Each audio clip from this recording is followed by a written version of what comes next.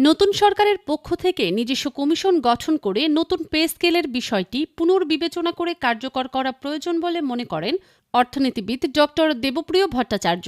তিনি বলেন, আগের সরকারের প্রস্তাবিত পে কমিশনের রিপোর্টকে সরাসরি গ্রহণ না করে তা একটি উপাদান হিসেবে বিবেচনা করা উচিত।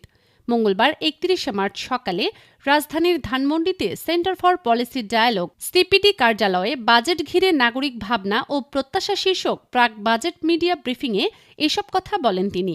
ডক্টর দেবপ্রিয় বলেন, গত সরকার তাদের মেয়াদের শেষ সময়ে পে স্কেল সংক্রান্ত যে উদ্যোগ নিয়েছে তা বাস্তবায়নের দায়িত্ব বর্তমান সরকারের উপর চাপিয়ে দেওয়া হয়েছে।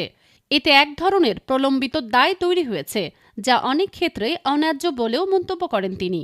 এই সরকারের নিজের মতো কমিশন গঠন করে এটাকে বিবেচনা করা উচিত, যেখানে আগের সরকারের পে কমিশনের রিপোর্টটি একটা উপাদান হিসেবে বিবেচনা করতে পারে।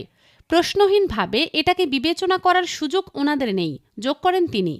পাচার হওয়া অর্থ দেশে ফেরানোর উপর জোর দিয়ে তিনি বলেন, চুরি করার টাকা ফেরত আনতে হবে। দেশের ভেতরে ও বাইরে যেসব সম্পদ জব্দ করা হয়েছে সেগুলো দ্রুত আইনি প্রক্রিয়ায় বিক্রি করে অর্থ দেশে আনতে হবে।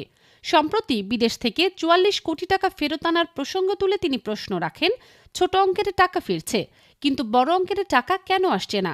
রাজস্ব আদায় বাড়ানোর বিষয়ে তিনি বলেন, রাজনৈতিক অঙ্গীকার ও প্রশাসনিক প্রতিবন্ধকতা মোকাবেলা করতে পারলে রাজস্ব আয় বাড়ানো সম্ভব। তিনি মনে করেন, অন্তর্বর্তীকালীন সরকারের রাজনৈতিক শক্তি না থাকায় এক্ষেত্রে অগ্রগতি হয়নি। তবে বর্তমান নির্বাচিত সরকারের জন্য প্রথম বছরই সবচেয়ে গুরুত্বপূর্ণ সময়। প্রথম বছরে কাঙ্ক্ষিত অগ্রগতি না হলে শেষ বছরে তা করা কঠিন হয়ে পড়বে বলেও সতর্ক করেন তিনি।